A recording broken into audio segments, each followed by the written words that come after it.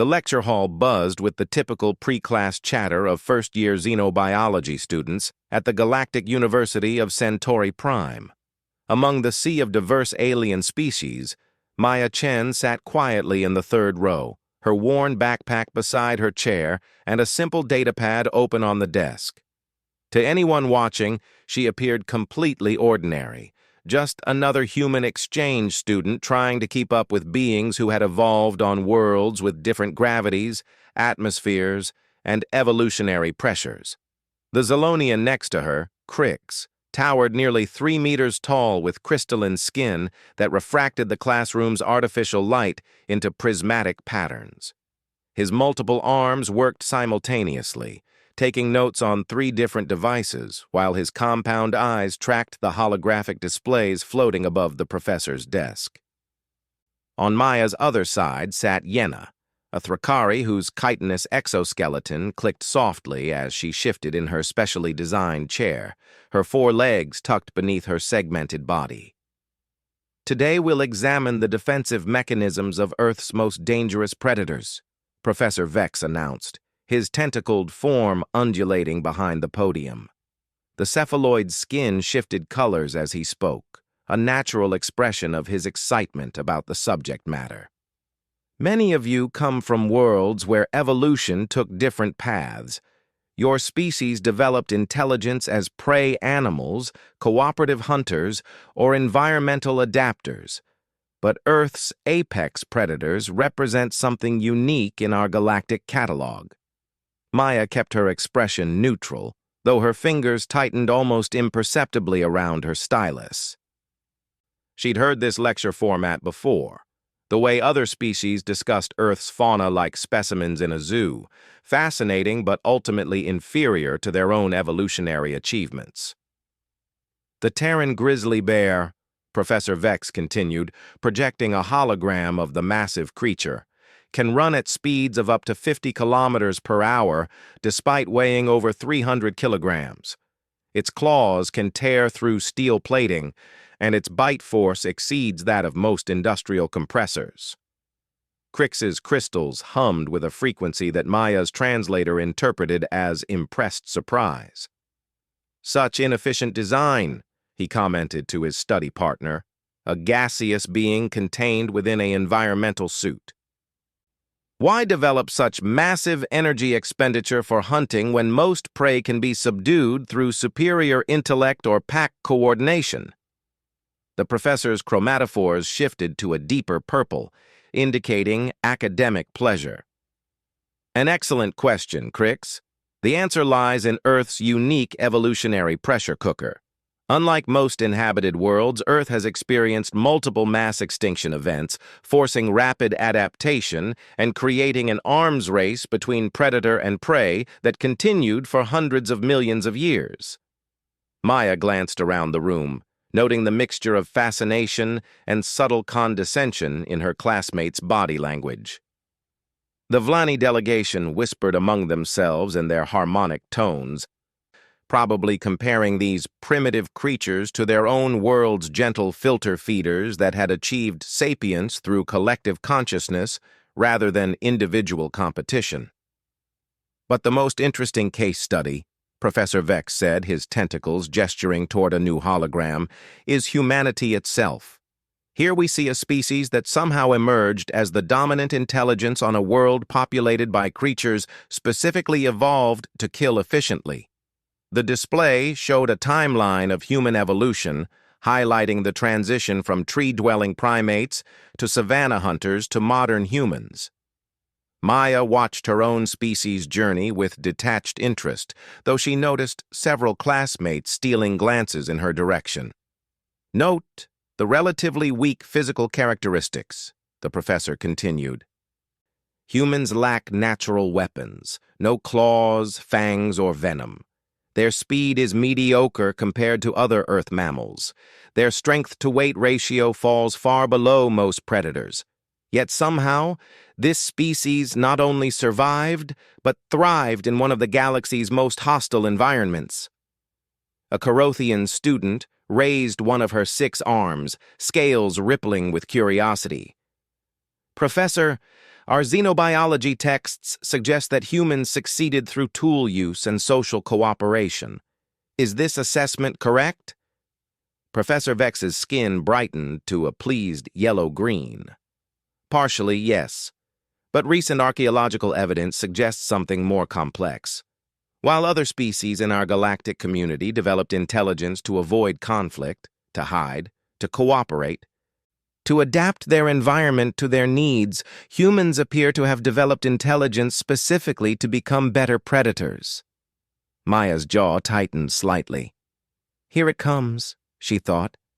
Consider their persistence hunting techniques, the professor continued, bringing up footage of human hunters tracking prey across vast distances. No other sapient species in our records developed such relentless pursuit capabilities. Humans could track injured prey for days, never stopping, never resting, until their target collapsed from exhaustion. They turned their own weaknesses into weapons. The classroom fell silent except for the soft humming of environmental systems. Maya could feel dozens of alien eyes upon her, studying her with new interest. She kept her breathing steady, her expression mildly interested, like any student learning about her own species' history. What's particularly fascinating, Professor Vex said, warming to his subject, is how these hunting adaptations translated into their expansion across the galaxy. When humans first made contact with the galactic community 50 years ago, many dismissed them as a curiosity, another young species that would need centuries of guidance to achieve meaningful technological advancement. Crix's crystals chimed softly. I remember the debates in the Hegemony Council. Many representatives argued that humanity's aggressive tendencies made them unsuitable for advancement to Tier 2 civilization status.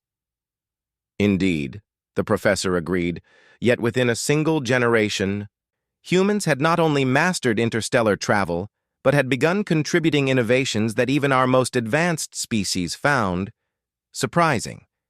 Their military doctrine, in particular, proved remarkably effective during the Void War. Maya's breath caught for just a moment. The Void War, she'd been hoping the professor wouldn't bring up recent conflicts.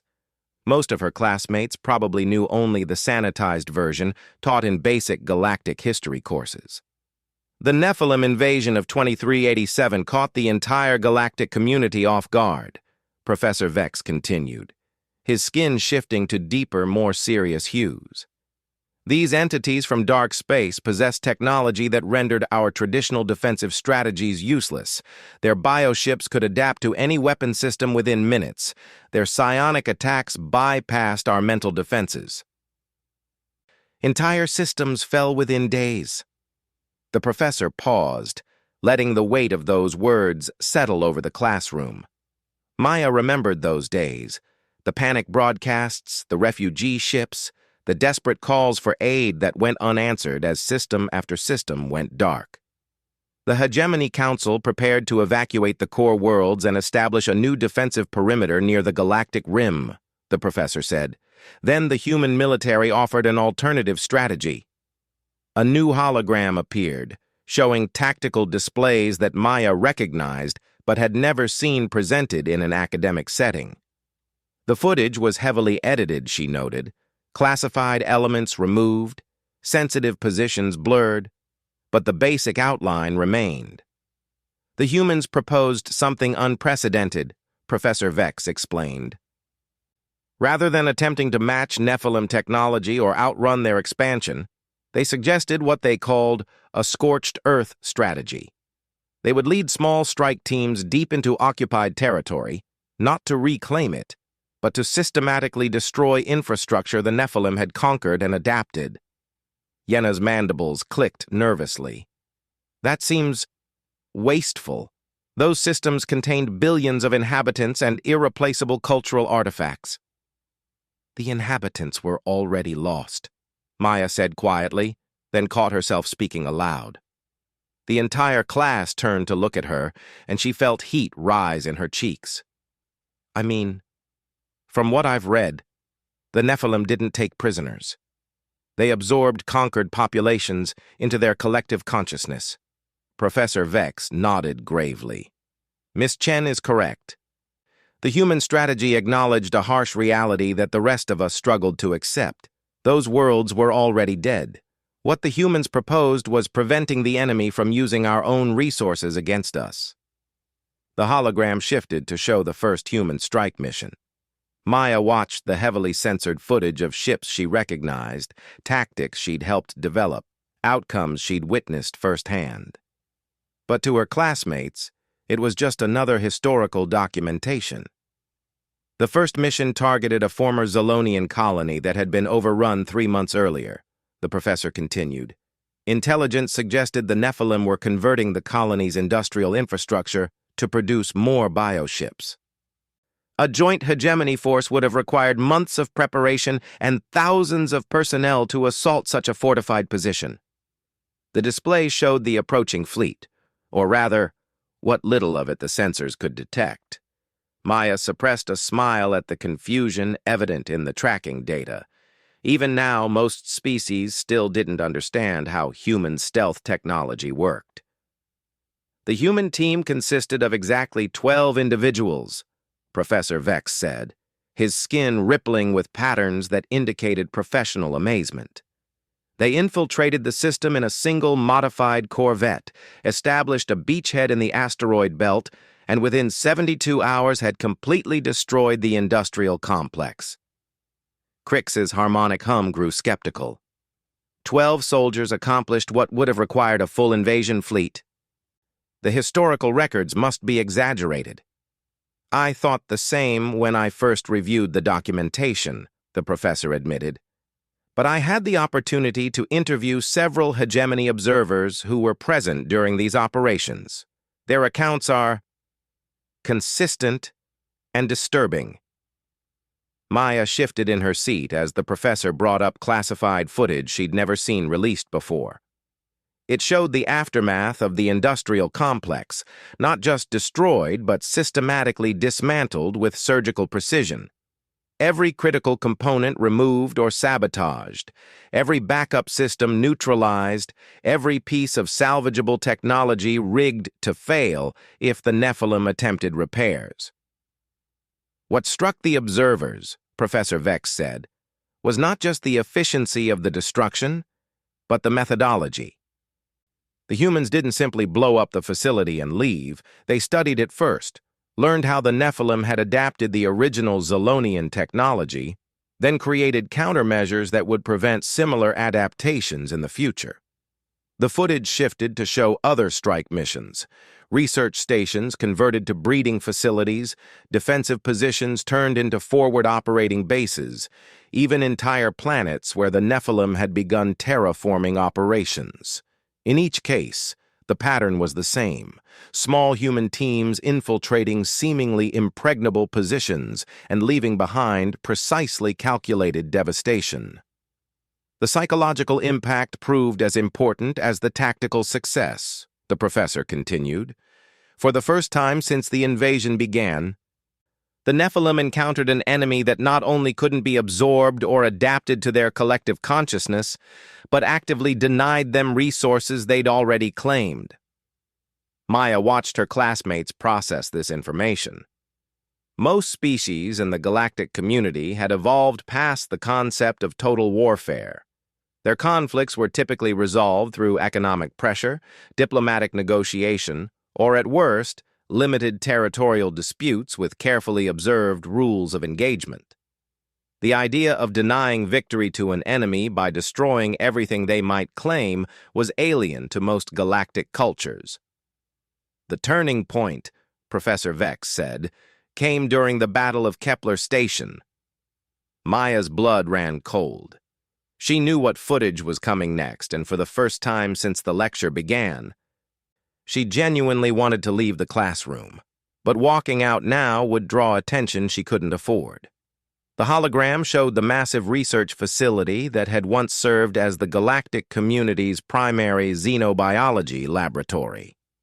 The Nephilim had taken it largely intact and were using its advanced biological research equipment to develop new strains of their bioships.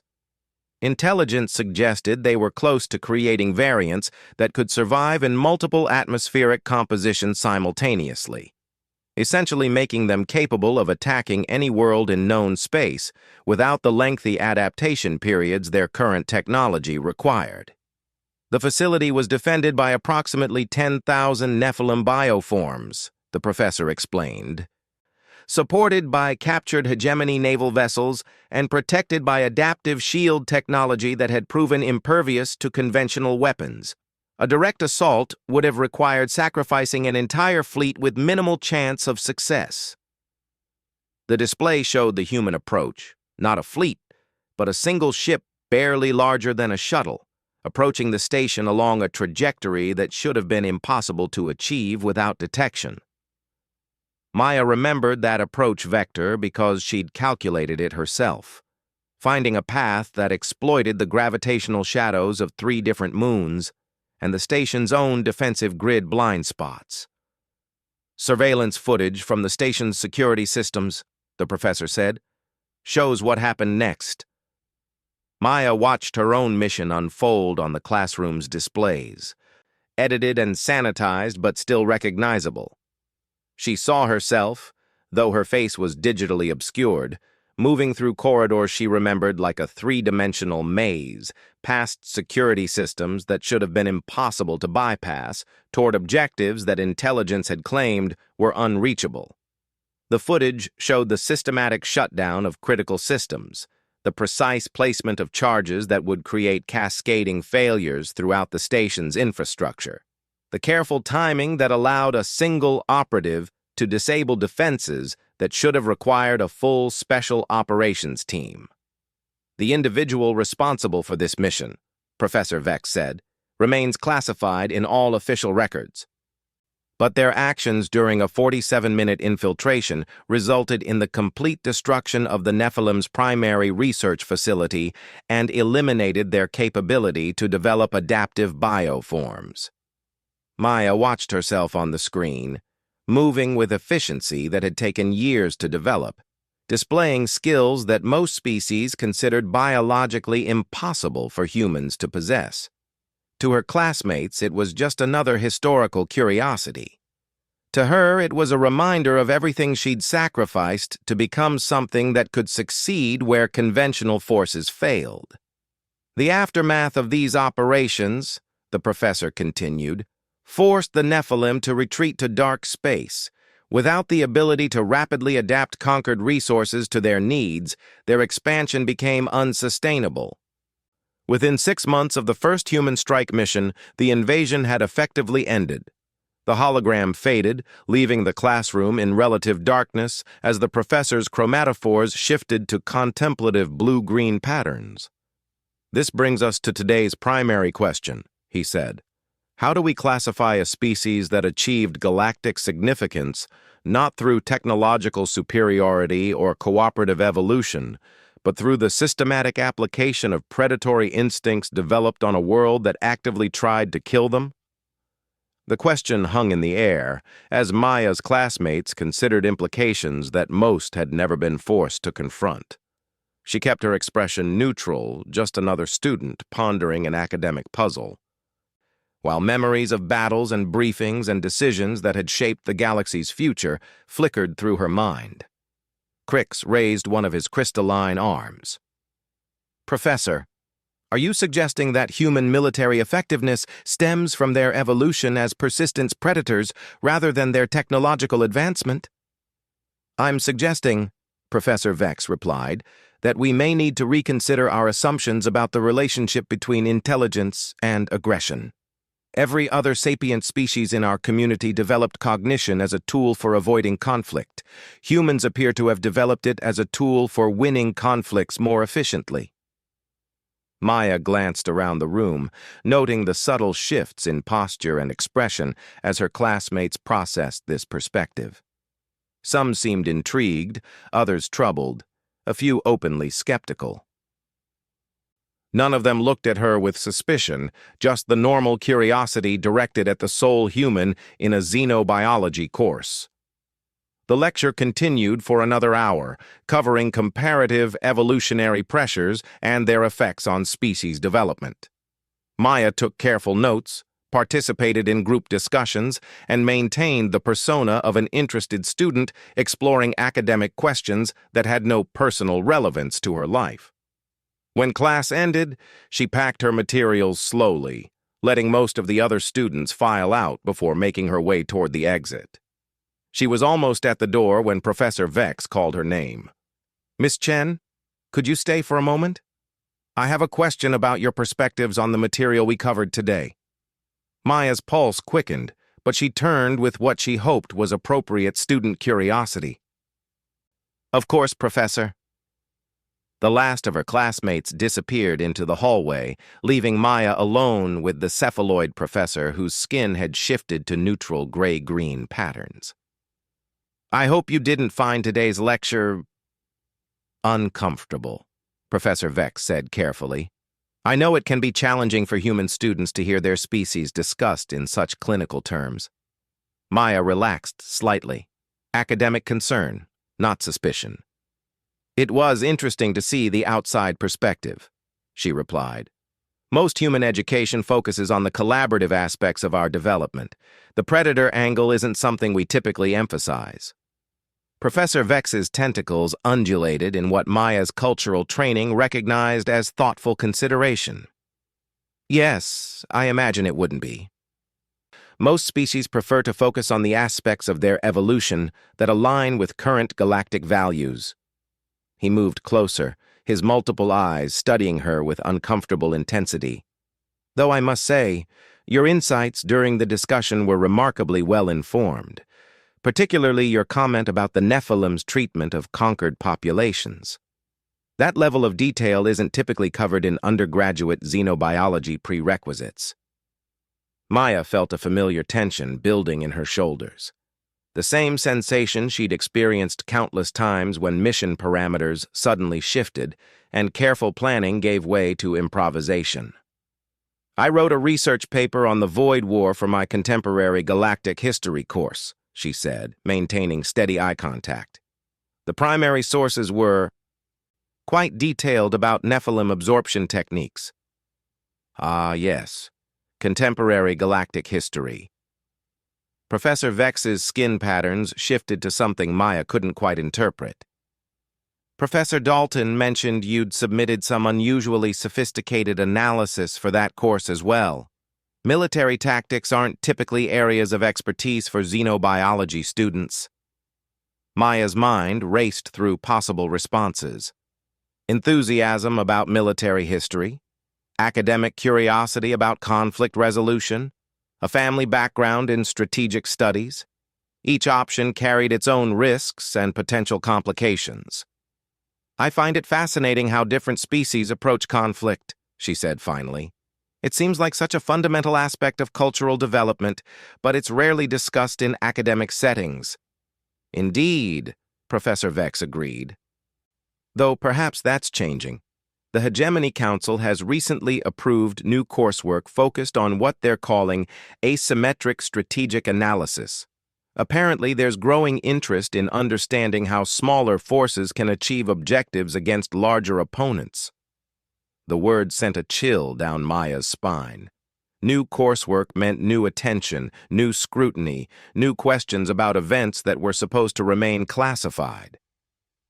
"That sounds like it would attract students with military backgrounds," she said carefully. Professor Vex's chromatophores flickered through a rapid sequence of colors that Maya recognized as subtle amusement. "Perhaps. Though I suspect the most valuable perspectives might come from individuals who understand both academic theory and practical application." The statement hung in the air between them, loaded with implications that Maya couldn't safely acknowledge. She maintained her expression of polite interest while calculating distances to exits, potential surveillance equipment in the classroom, and the probability that this conversation was being recorded. "Well," she said after a moment, "I should probably get to my next class. Thank you for the fascinating lecture, Professor." "Of course," Professor Vex replied. but his skin patterns suggested their conversation wasn't quite finished. "Miss Chen, one final question, if you don't mind. What would you say is the most important factor in successful asymmetric operations?" Maya paused at the doorway, considering her answer. The question could be innocent academic curiosity, a test of her claimed research into military history, or something far more dangerous. "Information," she said finally. "Understanding your opponent better than they understand you." Professor Vex's tentacles curled in what might have been approval or concern. "An interesting perspective. I hope we'll have more opportunities to discuss these topics in future classes." Maya nodded politely and stepped into the hallway, forcing herself to walk at a normal pace, despite every instinct screaming at her to move faster. Behind her, she could feel the professor's multiple eyes tracking her movement until she disappeared around the corner. Once she was certain she was out of sight, Maya allowed herself to analyze what had just happened. Professor Vex knew something, not everything, but enough to be suspicious. Her cover identity was solid, her background carefully constructed. But academic institutions kept detailed records and encouraged exactly the kind of intellectual curiosity that could uncover inconsistencies if someone looked closely enough. She made her way to the library, selected a private study cubicle, and activated the privacy screens before opening her datapad. Her schedule showed 3 more classes today, followed by study group sessions and dormitory social activities that were part of maintaining her cover as a normal student. But normal students didn't have encrypted communication protocols hidden in seemingly innocent academic files. Normal students didn't receive coded messages through university announcement systems. And normal students certainly didn't have extraction protocols memorized for 17 different emergency scenarios. Maya opened what appeared to be a research document on Terran ecosystems and navigated to a section on Arctic food webs. Embedded in the paragraph about predator-prey relationships was a communication sequence that would look like academic citation numbers to any casual observer. She composed a brief status report, encoding it within what appeared to be study notes for her next exam. Professor showing unusual interest in human military capabilities. Possible compromise of operational security. Recommend accelerated timeline for mission completion. After sending the message through channels that would route it through a dozen systems before reaching its intended recipient, Maya sat back in her chair and tried to focus on maintaining her cover. She had 2 more months of academic semester to complete, during which she was supposed to gather intelligence on galactic community defense preparedness and identify potential weaknesses in their rapid response capabilities. But if Professor Vex continued asking pointed questions about human military doctrine, or worse, began researching the specific details of her academic background, 2 months might be far too long. Maya closed her datapad and gathered her materials for the next class, Advanced Stellar Cartography, where she would continue pretending to be fascinated by navigation techniques she'd mastered years ago. As she walked through corridors filled with alien students pursuing legitimate educations, she wondered if any of them could see past her carefully constructed facade to the predator that had learned to hunt among them. The thought should have troubled her. Instead, as she entered the cartography classroom and took her usual seat near the back, Maya found herself smiling slightly. After all, successful predators had always been defined by their ability to hide among their prey until the moment came to strike. 3 weeks after her conversation with Professor Vex, Maya's carefully constructed routine faced its first real test. She was reviewing stellar navigation charts in the university's central library when her datapad chimed with what appeared to be a routine academic notification. To anyone observing, it looked like a reminder about an upcoming examination in her xenogeology course. But embedded in the timestamp was a code that made her blood run cold. Emergency extraction protocols were now active. Maya closed her study materials with practiced calm and made her way to the library's public terminals, selecting one that offered a clear view of all entrances while providing multiple escape routes. She logged in with her student credentials and navigated to what appeared to be a repository of geological survey data from various worlds. The hidden message, once decoded, contained only essential information. Her contact within the university had been compromised. Galactic security forces were conducting discreet investigations into several human exchange students, and intelligence suggested that someone had begun correlating the timing of her enrollment with classified information about recent military operations. Maya deleted the message and began composing what would look like research notes for her next assignment. Her real message was far more urgent. Mission parameters had changed, but extraction was not yet necessary. She still had work to complete, information to gather that could prove vital to Earth's defense planning. The galactic community's response to human military effectiveness had been publicly supportive but privately concerned, and Maya needed to understand how deep that concern ran before disappearing into the extraction protocols that would end her academic career forever.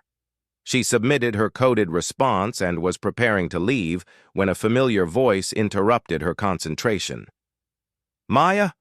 Perfect timing?" Crix approached with his characteristic crystalline chiming, his multiple arms carrying an impressive array of study materials.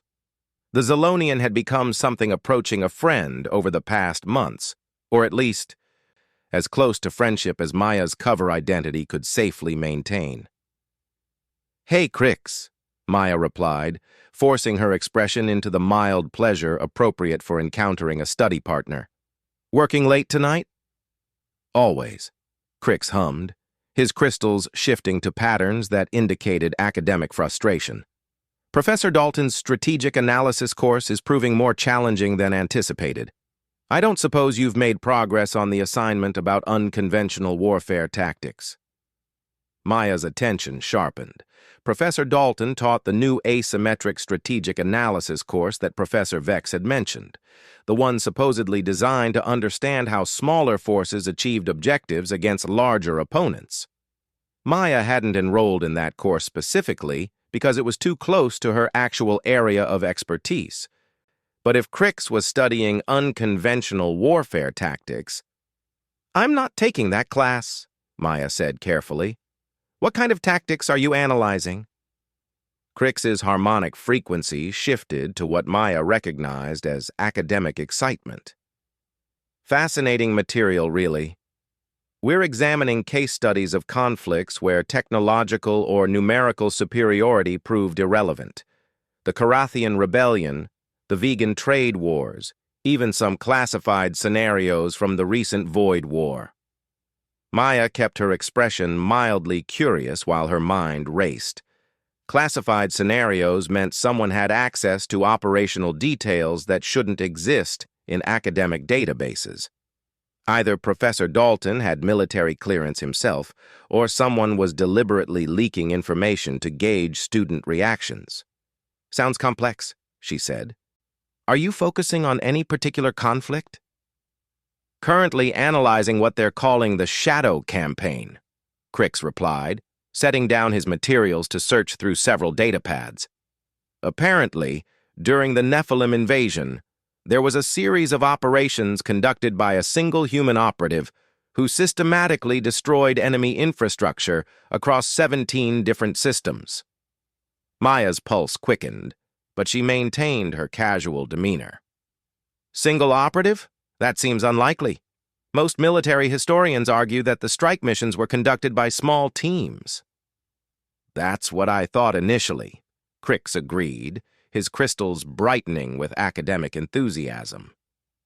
"But Professor Dalton has access to previously classified surveillance footage and mission records. The evidence suggests one individual was responsible for at least 8 major operations, including the destruction of the primary Nephilim research facility." Maya felt the familiar tension building in her shoulders. the same sensation she'd experienced during high-risk missions when careful planning suddenly required deadly improvisation. Someone had her operational records, someone was studying her missions in academic detail, and someone was apparently using that information to teach a course on unconventional warfare. "What kind of evidence?" she asked, hoping her voice sounded appropriately curious. Crix activated his primary datapad and navigated to a file that made Maya's blood freeze. It was surveillance footage from the Kepler station operation, not the edited version Professor Vex had shown in xenobiology class, but raw security recordings that clearly showed her face, her movements, and her methodical destruction of critical systems. "Look at this analysis," Crix said, highlighting sections of the footage. "The operative displays movement patterns consistent with advanced combat training, demonstrates knowledge of alien technology that should be impossible for a human to possess, and completes objectives in time frames that military analysts considered theoretically impossible." Maya watched herself on the screen, seeing her own missions through the eyes of academic analysis. Every decision she'd made, every risk she'd calculated, every technique she'd employed was being dissected by students who had no idea they were studying the person sitting next to them. "The most intriguing aspect," Crix continued, "is the psychological profile Professor Dalton developed based on mission recordings. He believes this operative represents a new type of human soldier, one trained specifically to operate independently in alien environments and adapt to rapidly changing tactical situations." Maya forced herself to lean forward with appropriate student interest, while her mind calculated escape routes and emergency protocols. "What kind of psychological profile?" Crix's crystals shifted to deeper frequencies as he accessed another file. "Extraordinary spatial reasoning abilities, suggesting enhanced visual spatial intelligence. Stress response patterns indicating extensive conditioning to maintain cognitive function under extreme pressure. Most fascinating of all, adaptation rates that suggest either genetic enhancement or training methods that current human military doctrine claims don't exist." Maya stared at the psychological analysis of her own capabilities, written by someone who had clearly studied her operations in extensive detail. The profile was disturbingly accurate, identifying training techniques that were highly classified and genetic markers that were supposed to be known only to a few dozen people in Earth's military hierarchy. "Professor Dalton thinks this operative might still be active," Crix said, apparently unaware of the implications of his words. "He's developed a theoretical framework for identifying individuals with similar capabilities among current human populations." The words hit Maya like a physical blow. A theoretical framework for identification meant someone was actively looking for people with her specific skill set. Someone was hunting for the human operatives who had ended the Nephilim invasion, and they were using academic institutions as cover for their investigation.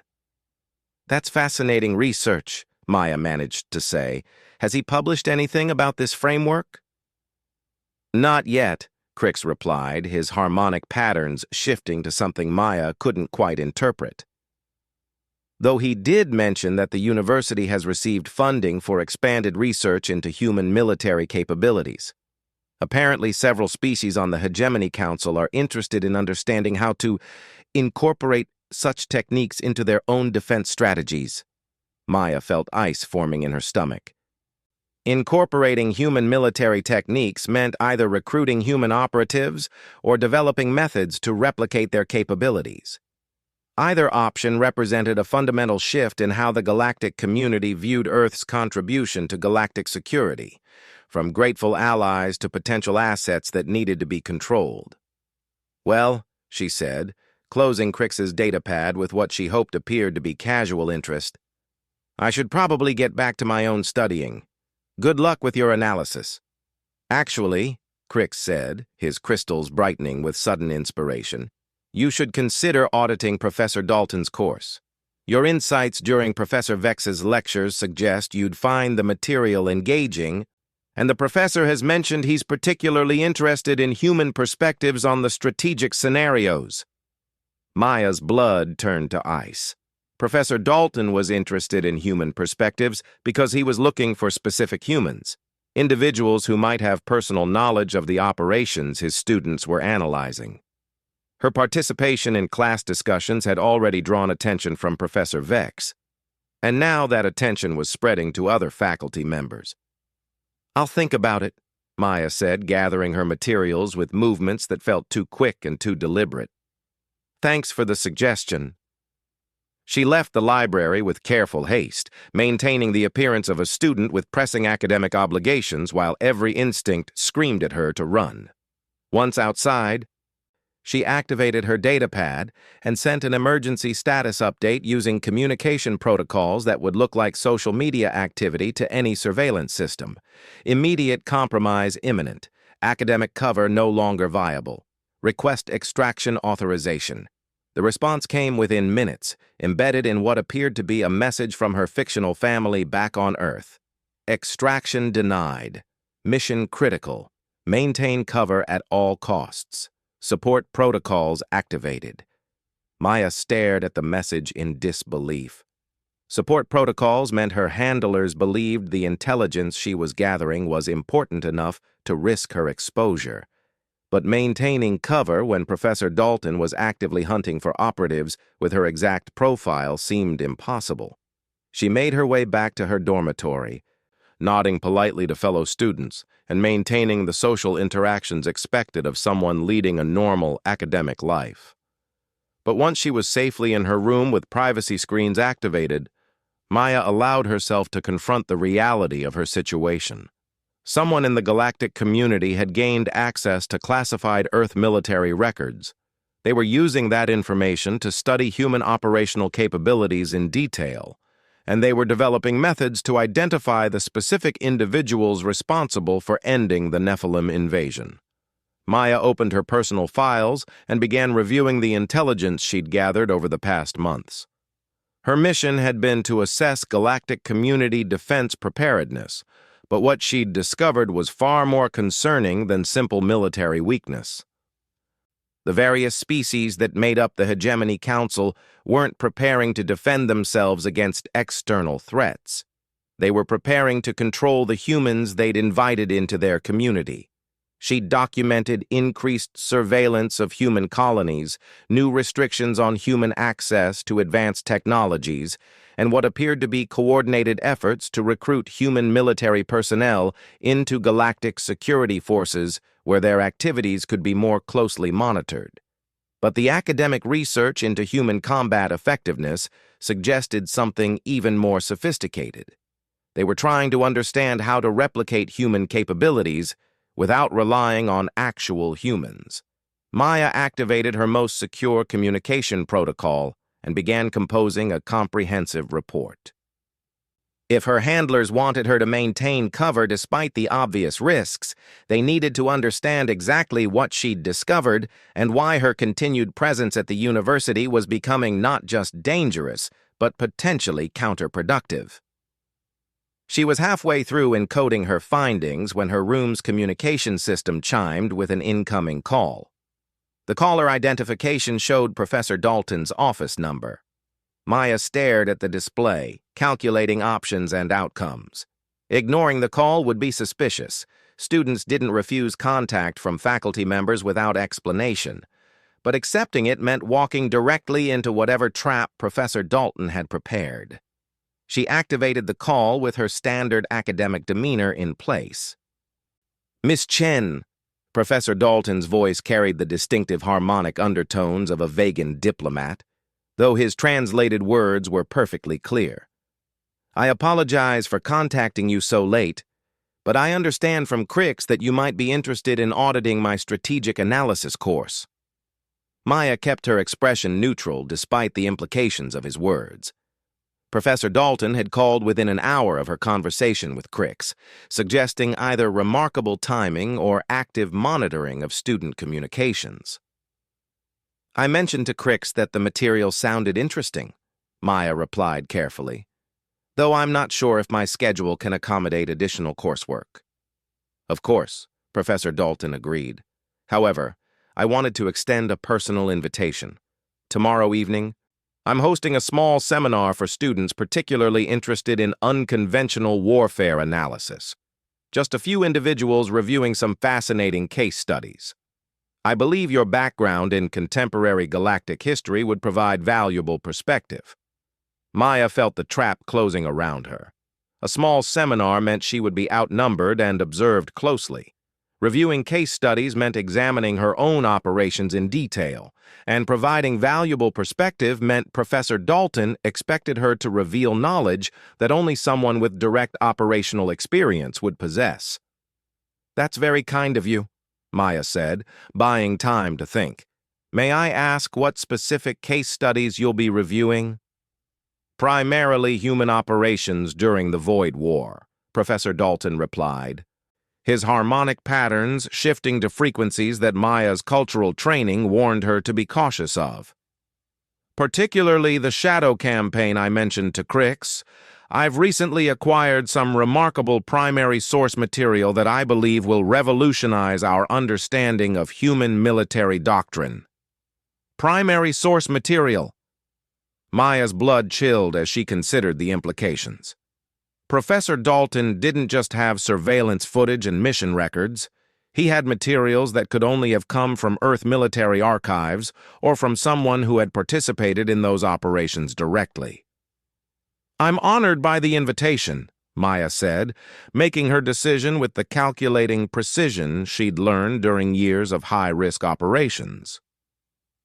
"What time should I arrive?" "Excellent," Professor Dalton replied, and Maya could hear satisfaction in his harmonic undertones.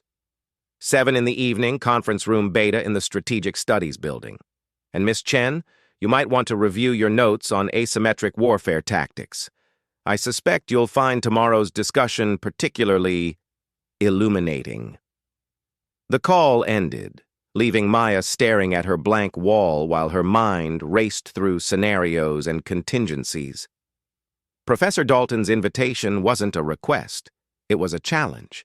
He suspected who she was, and he was offering her the opportunity to prove or disprove his theories in a controlled environment surrounded by witnesses. Maya could decline the invitation and accelerate her extraction timeline, disappearing into the carefully planned protocols that would erase her academic identity and return her to Earth. But doing so would confirm Professor Dalton's suspicions and alert the galactic community that they had been harboring an active human operative within their educational system. Alternatively, she could attend the seminar and attempt to maintain her cover while being tested by someone who clearly had access to classified information about her missions. It was dangerous, but it also represented an opportunity to discover exactly what Professor Dalton knew and how he had obtained information that should have been impossible for him to access. Maya activated her secure communication protocols and began composing what might be her final intelligence report. If she was walking into a trap tomorrow evening, her handlers needed to know everything she'd discovered about the galactic community's true intentions regarding human military capabilities. As she worked, encoding vital intelligence within what appeared to be routine academic correspondence, Maya reflected on the irony of her situation. She had spent months pretending to be a normal student while gathering intelligence on potential enemies. Now she was about to attend an academic seminar that would determine whether the galactic community's greatest allies had become their most dangerous threats. The prey was about to be tested by predators who thought they understood what they were hunting. Maya smiled grimly as she sealed her report and prepared to discover just how wrong they could be.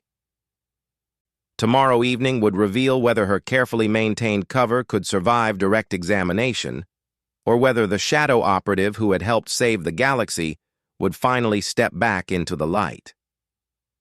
Either way, Maya Chen, the innocent exchange student, was about to disappear forever.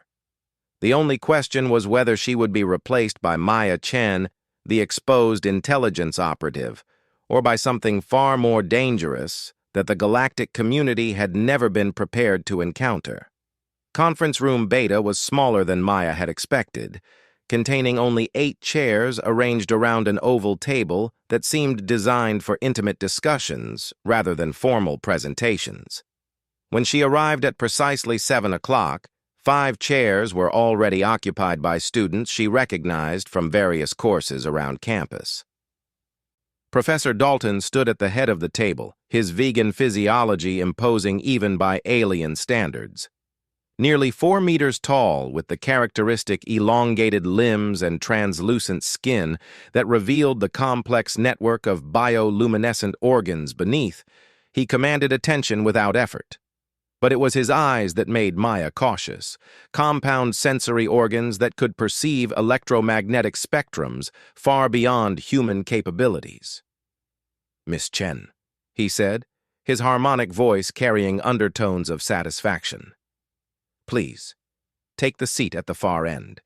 I believe tonight's discussion will benefit greatly from your perspective."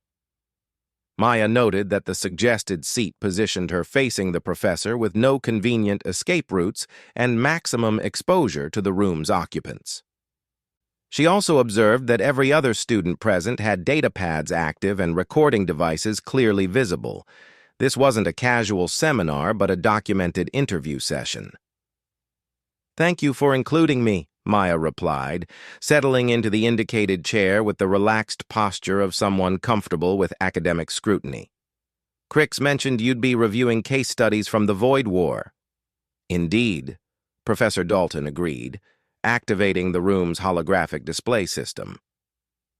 "Though I should clarify that tonight's session represents something more than standard academic analysis." The lights dimmed as 3-dimensional tactical displays filled the space above the table. Maya recognized the first scenario immediately, the Kepler Station assault that had been featured in Professor Vex's xenobiology lecture. But this version contained operational details that made her pulse quicken with recognition and concern.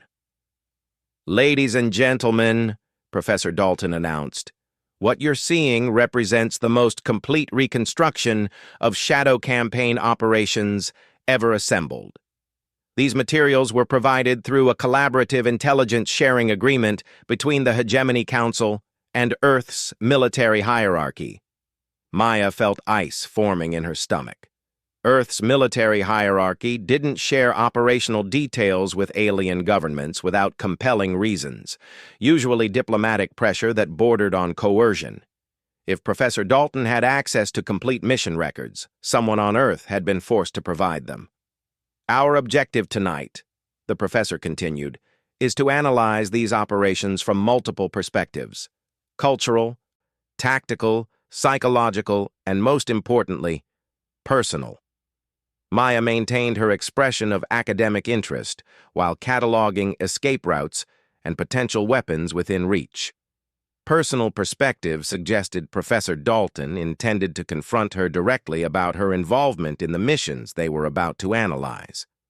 "The first operation," he said, manipulating the holographic display to show detailed schematics of the research station, targeted a facility that intelligence reports suggested was critical to Nephilim expansion capabilities.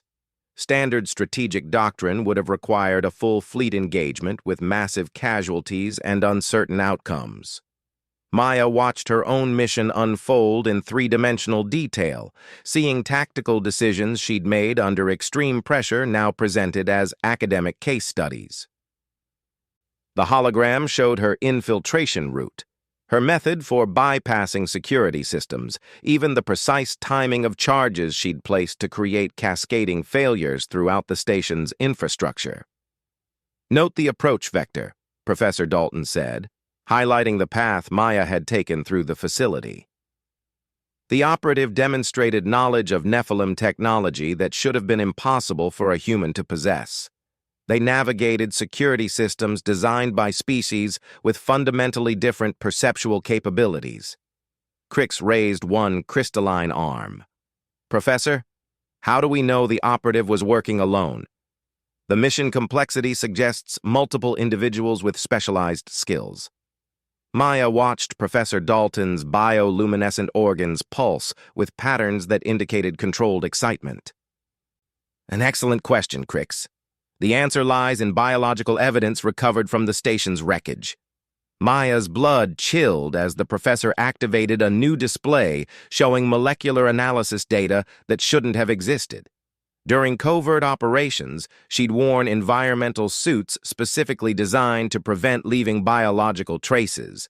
If someone had recovered evidence of her presence, genetic material consistent with a single human individual, Professor Dalton explained, found at 17 different critical points throughout the facility. The pattern suggests one person moving through the station with precise knowledge of which systems to target and in what sequence. Maya realized with growing horror that her handlers had betrayed her. The biological evidence wasn't accidental contamination. It was deliberate sampling designed to provide proof of her involvement for exactly this type of analysis. Earth's military had traded her identity for whatever diplomatic concessions the galactic community had demanded. Furthermore, Professor Dalton continued, psychological analysis of the operational patterns reveals fascinating insights into human military training methods. He manipulated the display to show movement tracking data overlaid with stress response indicators. Maya watched her own biometric signatures displayed in real time, showing heart rate, respiratory patterns, and neural activity levels during critical moments of the mission. Note how the operative's stress responses actually decreased during the most dangerous phases of the mission, the professor observed. This suggests conditioning that goes far beyond standard military training. We're looking at someone who was specifically prepared to operate independently in hostile alien environments. Maya felt the trap closing completely around her.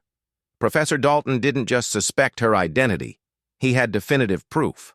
The question now was whether he intended to expose her publicly or use her as an ongoing intelligence asset. Professor, Maya said carefully, this analysis seems remarkably detailed for a classroom exercise. May I ask what authority provided access to such classified materials? Professor Dalton's harmonic patterns shifted to frequencies that Maya's training warned her indicated predatory satisfaction. An astute question, Miss Chen. The materials were provided by the Hegemony Council's new Human Integration Department, established specifically to manage the unique challenges presented by your species' inclusion in our galactic community. The words hit Maya like a physical blow. Human Integration Department meant the galactic community had created an entire bureaucracy dedicated to controlling human activities within their territory. Her mission had uncovered something far worse than simple surveillance. It was systematic preparation for the subjugation of Earth's independence. The department's mandate, Professor Dalton continued, includes identifying and cataloging individuals with advanced military capabilities, developing countermeasures for human tactical innovations, and ensuring that future human operations remain coordinated with Hegemony Council objectives. Maya realized that maintaining her cover was no longer possible or useful. Professor Dalton had enough evidence to expose her regardless of her responses, and her continued presence was providing intelligence about human capabilities that would be used against Earth's interests. That sounds like a significant undertaking, she said, shifting her posture subtly to prepare for whatever action became necessary. I imagine such a department would require considerable resources. Indeed, Professor Dalton agreed. Particularly given the complexity of identifying individuals who have managed to conceal their true capabilities while operating within our educational and civilian systems. Maya felt eyes turning toward her as the professor's implication became clear to the other students. Crix's crystalline structure resonated with frequencies that indicated shock and confusion, while the other students shifted uncomfortably as they began to understand that their academic seminar had become something far more serious. Professor, Maya said quietly, I think we should clarify exactly what you're suggesting. Professor Dalton activated a final holographic display that made Maya's breath catch. It was surveillance footage from her dormitory, her classes, her library study sessions, months of observation that had documented every aspect of her carefully maintained cover identity. "Miss Chen," he said, his harmonic voice carrying unmistakable authority. "Or perhaps I should say, Operational Specialist Maya Chen, designation Shadow 7, responsible for 17 confirmed enemy facility destructions during the Nephilim invasion." The room fell silent except for the soft humming of environmental systems. Maya felt the weight of revealed truth settling over her like a physical pressure, but also experienced the familiar clarity that came with the end of deception and the beginning of direct action. "Professor," she said, her voice carrying new edge that made several students flinch, "if you know who I am, then you understand that this conversation represents a significant escalation of tensions between Earth and the Hegemony Council." "On the contrary," Professor Dalton replied, "this conversation represents the beginning of a new understanding. The Hegemony Council has no intention of treating Earth as an enemy.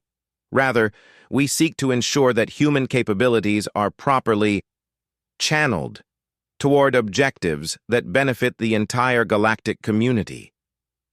Maya stood slowly, noting how her movement caused several students to instinctively move away from her. Her careful academic disguise was dissolving, replaced by the presence she'd carried during operations that had shaped the galaxy's survival. "And if humans decline to have their capabilities channeled by the Hegemony Council?" she asked. Professor Dalton's bioluminescent organs pulsed with patterns that indicated complete confidence. "Miss Chen, your presence here tonight represents the culmination of an investigation that identified every human operative currently operating within Council territory. We know where you are, what you're doing, and what you're capable of. The choice isn't whether to cooperate, but how to make cooperation beneficial for all parties involved." Maya felt a familiar calm settling over her, the same mental state she'd achieved during her most dangerous missions when survival depended on perfect calculation and flawless execution. The trap had been sprung, but predators sometimes discovered that their prey was more dangerous than anticipated. "Professor," she said, moving with fluid precision toward the table's edge, "I think you've made a fundamental error in your assessment." "Really?" Professor Dalton's harmonic patterns shifted to something approaching amusement. "Please, enlighten us."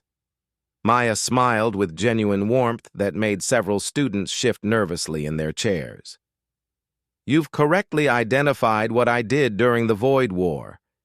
You've accurately analyzed my capabilities.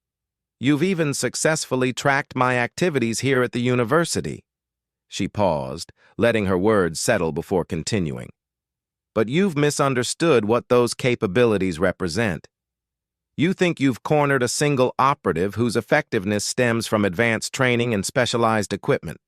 What you've actually done is revealed to a human intelligence officer that the galactic community has been systematically compromising Earth's security while planning to control our independence." Professor Dalton's confidence flickered as the implications of Maya's words registered.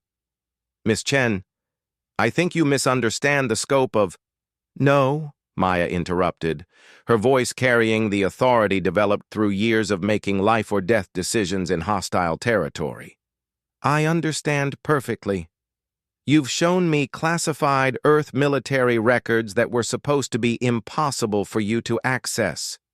You've demonstrated surveillance capabilities that violate every diplomatic agreement between Earth and the Council. And you've created a bureaucracy specifically designed to control human activities based on the justification that we're too dangerous to operate independently." The room's atmosphere shifted as Maya's true nature became apparent to everyone present. This wasn't a student being confronted by academic authority. This was a predator that had been cataloging threats while pretending to be harmless. "Furthermore," Maya continued, "you've made all of these revelations in the presence of students who will undoubtedly discuss tonight's events with others. Word will spread that the Hegemony Council has been secretly investigating human military personnel and planning to control Earth's independence. Professor Dalton's bioluminescent patterns showed growing alarm. Miss Chen, I should point out that this room is secure, and all participants have signed confidentiality agreements. Professor, Maya said, her smile becoming genuinely predatory, do you really think confidentiality agreements matter when you've just revealed a conspiracy to subjugate the species that saved the galaxy from the Nephilim? Crix's crystalline structure resonated with distress frequencies. Maya, is this true? Has the Council really been planning to control human activities? Maya looked around the room, noting expressions of shock, fear, and growing anger among the students who had been unknowingly recruited to participate in intelligence gathering against her species.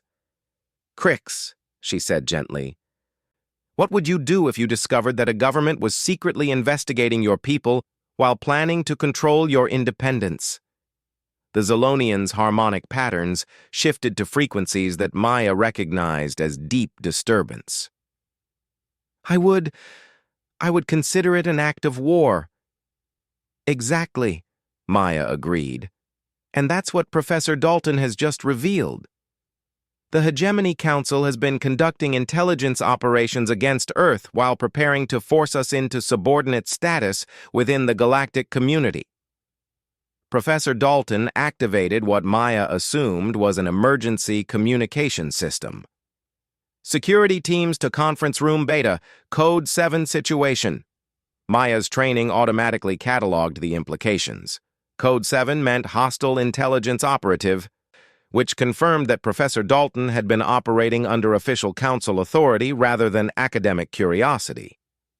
Professor, Maya said, settling back into her chair with relaxed confidence that unsettled everyone present, you should probably cancel that security alert. I don't think so, Professor Dalton replied, though his bioluminescent patterns showed increasing uncertainty. You represent a clear threat to Council security. Maya's smile broadened. Actually, I represent something much more dangerous than a threat to Council security. I represent proof that the Council has been systematically violating diplomatic agreements with Earth while planning to eliminate our independence. She activated her datapad and began composing a message with movements too quick for most alien species to follow clearly. This entire conversation has been recorded and transmitted to Earth intelligence services through communication protocols that your security teams can't intercept or block. Professor Dalton stared at her in horror. That's impossible. We've been monitoring your communications since you arrived. You've been monitoring the communications you could detect, Maya corrected. But humans didn't survive on Earth by using only conventional approaches to problem-solving. The room's door chimed as security personnel arrived, but Maya remained relaxed in her chair. The conversation had served its purpose. She now had definitive proof of the Hegemony Council's intentions, and more importantly, that proof was already being transmitted to Earth through channels that the Council didn't know existed. Miss Chen, the security team leader announced, you're under arrest for unauthorized intelligence activities. Maya stood slowly, her movements carrying the casual confidence of someone who had planned for exactly this scenario. Actually, I'm afraid you're too late for that. Meaning, Professor Dalton demanded. Maya's smile became truly predatory as she activated her datapad's final protocol sequence. Meaning this entire operation was designed to force exactly this conversation. We needed to know how deep Council surveillance capabilities penetrated Earth's security, what your true intentions were regarding human independence, and whether diplomatic solutions remained possible. The implications of her words registered with Professor Dalton just as Maya's extraction beacon activated. Hidden throughout the university, carefully placed during months of seemingly innocent student activities, emergency protocols began executing with mechanical precision. You've answered all of our questions, Maya continued, as alarms began sounding throughout the facility. The Council has compromised classified Earth military data, established an organization dedicated to controlling human activities, and violated diplomatic agreements by conducting intelligence operations against our personnel. Professor Dalton's bioluminescent organs pulsed with patterns that indicated pure panic. Miss Chen, surely we can resolve this misunderstanding through diplomatic channels. Professor, Maya interrupted, there's no misunderstanding. You've declared war on humanity by attempting to control our independence. The only question now is whether you're prepared for the consequences of that decision. The security team moved to restrain her, but Maya had already activated the final stage of her extraction protocol. Emergency beacons hidden throughout the university triggered simultaneously, creating electromagnetic disturbances that disrupted local communication networks and sensor systems. The difference between humans and most species in the galactic community, Maya said as her extraction team's signature became visible on the security displays, is that we evolved as pursuit predators rather than prey animals. We don't stop hunting just because our target realizes we're there. Professor Dalton stared at the tactical displays showing multiple human ships materializing throughout the system with stealth technology that rendered Council detection systems useless. This is an act of war. Maya paused at the doorway as her extraction team entered the building. No, Professor. This is humans responding to your act of war. The difference is that we're much better at it than you anticipated. As she walked toward her extraction team, Maya reflected on the irony of her situation. She had spent months pretending to be a normal student while gathering intelligence on the galactic community's intentions. In the end, her greatest success had been allowing them to reveal those intentions in a way that justified Earth's response to what amounted to a planned subjugation of human independence.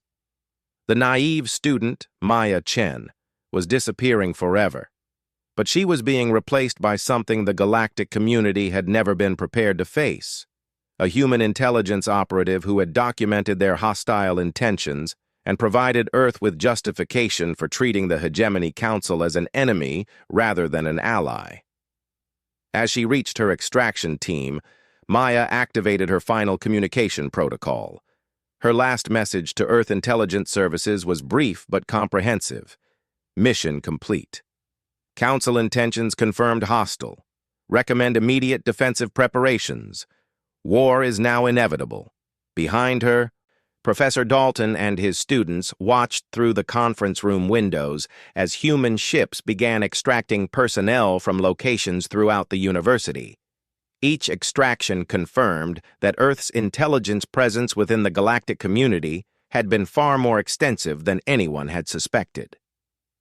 Maya paused at the building's exit to look back at the institution where she had learned more about galactic politics than any classroom could have taught.